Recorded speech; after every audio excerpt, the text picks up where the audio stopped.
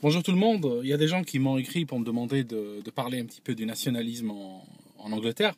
Alors, il faut savoir une chose, que durant les années 80, pendant que vous aviez Mitterrand, à peu près à la même époque, et pour une durée très similaire, je pense plus que 10 ans, les Anglais ont eu Margaret Thatcher. Alors, Margaret Thatcher était, on va dire, de droite, ça signifie qu'elle représenterait, si vous voulez, l'UMP britannique, hein, entre guillemets. Et ce qui s'est passé, c'est que c'est elle qui a déclaré que il n'y a plus de société, il n'y a que des individus.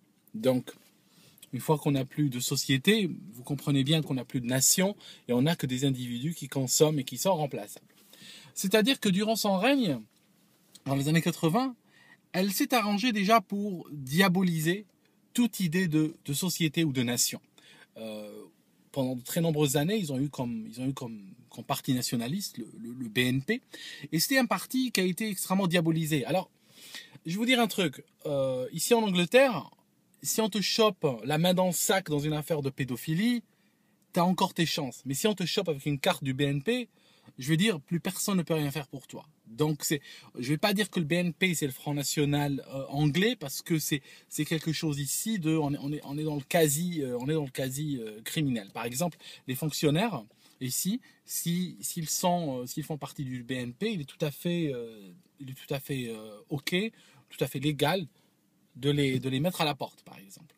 Donc, ce qui se passe, c'est que le seul parti qui représentait à peu près le nationalisme était un parti qui était diabolisé. Alors, maintenant, question, est-ce que ce sont des gens qui représentent le diable en personne ou est-ce qu'ils sont diabolisés alors que ce sont des gens sympas? C'est une question qui se discute. On peut en parler pendant très longtemps. Mais ce n'est pas une question importante parce que ce qui est important, c'est ce que les gens perçoivent dans la réalité. Ce que les gens perçoivent, c'est exactement sur quoi les gens vont prendre leurs décisions. On est dans une époque extrêmement merdique. Je vais te dire un truc. Par exemple, aujourd'hui, euh, si tu as un produit, tu fabriques un produit, on s'en fiche que ton produit soit de bonne qualité ou de mauvaise qualité. Parce que le client ne va pas l'acheter se basant sur la valeur intrinsèque, sur la qualité intrinsèque du produit, mais va l'acheter sur sa perception. Donc au lieu d'investir des millions sur la recherche et le développement pour arriver avec un produit extraordinaire, eh ben, il vaut mieux investir à essayer de manipuler les gens à penser que ton produit est extraordinaire. Donc en fait, c'est aussi simple que ça. Tu peux avoir le meilleur produit du marché, mais tu peux avoir un concurrent qui a un produit 10 fois moins bon que le tien, mais du moment que la perception chez le client est bonne, eh ben c'est ça qu'ils vont acheter. Alors, c'est une grosse catastrophe pour nous tous, parce que ce qui se passe, c'est qu'en réalité, vous voyez bien que la création, l'innovation, la qualité ne sont plus du tout sanctionnées positivement par le marché. Ça signifie qu'aujourd'hui, on va vers une pente descendante en termes de qualité de tout ce qui nous entoure. Bon, revenons à la politique. Le BNP, au passage, est un parti racialiste. Jusqu'à très récemment, il faisait du profiling racial dans ses membres et tout. Mais je n'aimerais pas rentrer dans ce débat-là parce qu'il n'a aucune importance. Ce qui se passe, c'est que quand la gauche est arrivée au pouvoir, parce qu'après Margaret Thatcher, il y a la gauche qui est arrivée au pouvoir, et ce qu'ils ont fait, pendant pratiquement tous les années 90, ils ont décidé, de manière claire, ouverte et tout, de remplacer la population. Ils se sont dit, cette population anglaise ne correspond pas à nos objectifs, on va dire, nos objectifs sociaux. Alors en termes clairs, hein, pour parler en termes de layman, hein, en termes, je veux dire, de monsieur tout le monde, de l'homme de la rue, si tu veux, c'est tout simplement, bon, la gauche évolue sur de la misère.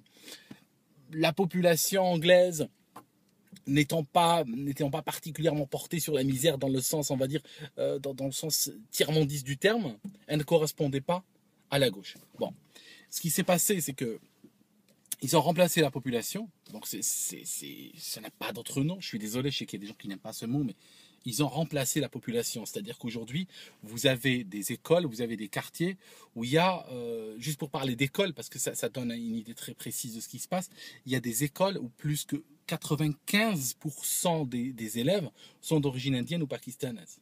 Ils ne parlent pas, pour beaucoup d'entre eux, ne parlent même pas en anglais. Ça signifie que leur première langue est une langue autre que l'anglais. Donc ça vous donne un petit peu une idée de l'état de dévastation de ce pays sur ce plan-là. Autre chose qui a été faite, par Margaret Thatcher, mais aussi par la gauche. Vous remarquez que la gauche et la droite, finalement, sont juste c'est une sorte de duopoly. C'est le même système qui avance, mais qui a deux visages. Ils ont commis une très forte désindustrialisation de l'Angleterre. Ça signifie que tous les bassins industriels ont été fermés. Dans le sens où ce qu'on peut produire à l'étranger, on ferme les usines ici, on produit à l'étranger. Et puis pour le reste qu'on ne peut pas produire, comme les services et tout, que tu peux très difficilement, ça dépend lesquels, mais sur un service de proximité, par exemple un médecin ou autre, tu ne peux pas envoyer ton patient dans un avion en Inde, tu ramènes le médecin d'Inde. Sur cela, ils ont utilisé l'immigration. Alors, le résultat, c'est qu'il y a aujourd'hui des zones d'Angleterre qui sont dévastées, où il n'y a plus personne qui travaille. Et ils ont été ravagés, on va dire, par la délinquance, la prostitution, l'alcool. Il y a aujourd'hui, alors contrairement à la France, ici, s'il y a un type qui te donne un coup de couteau gratuit, pour un regard autre, ça ne sera pas un maghrébin, ça sera plutôt un anglais de souche, ce sera un vrai, un anglais d'ici, ni d'origine indienne ni pakistanaise, un vrai anglais d'ici, mais qui est complètement ensauvagé, dans le sens où ce sont des gens qui évoluent dans des foyers où, par exemple, tu as les parents qui passent la journée à boire de l'alcool et regarder la Xbox pendant que la gamine de 15 ans se prostitue à l'étage, et ce sont les parents qui encaissent l'argent. Vous comprenez un peu, on a va dire, un ensauvagement complet d'une catégorie de la population. Donc, ici en Angleterre, les Anglais eux-mêmes considèrent le nationalisme comme étant la pire chose qui peut arriver. D'un côté, ils sont chauvins, oui, ils sont chauvins. Par contre, le nationalisme, il n'est pas question d'en parler. Alors, ce qui se passe, c'est qu'il y a eu l'UKIP. Alors, l'UKIP, c'est un parti qui a réussi, si vous voulez, à aller au-delà de la diabolisation et a réussi, si vous voulez, à tourner.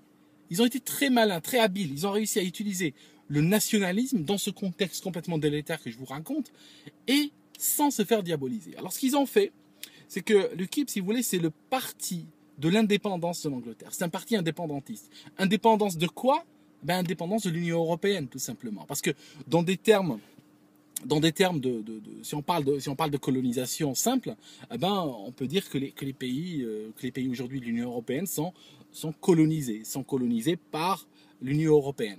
C'est une vision qui se tient, on peut la démontrer.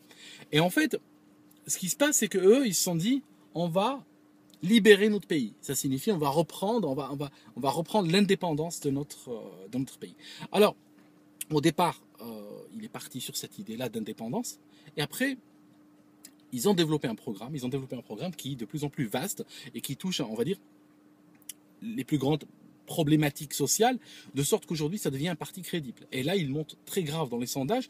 Les sondages qui sont tronqués, ils cherchent à rabaisser ce parti-là, le donnent comme troisième force politique du pays. Mais vous voyez que les deux premières forces sont toujours cette fameuse gauche et droite, un peu comme en France. Alors, ce qui se passe, c'est que comment il a changé le nationalisme, si vous voulez l'UKIP, il est passé du nationalisme de sang à un nationalisme civique. C'est-à-dire qu'au départ, le nationalisme était basé sur, on va dire, l'origine ethnique des gens. Alors, ce type de nationalisme de terre et de sang marche tant que on est dans un pays où les gens sont, on va dire, ethniquement homogènes.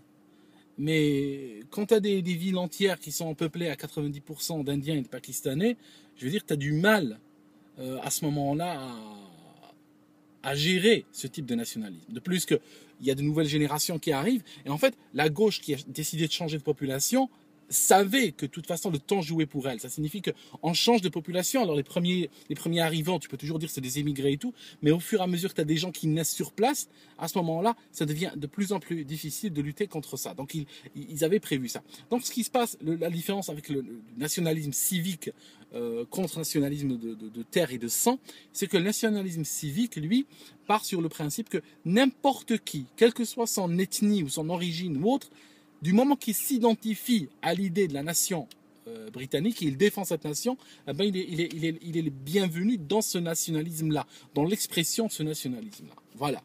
Donc c'est quelque chose que je voulais partager avec vous.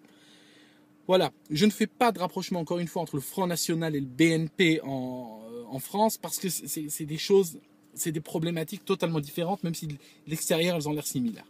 Allez, je vous laisse, c'est fini pour la vidéo d'aujourd'hui, et puis je reviens demain. Bye.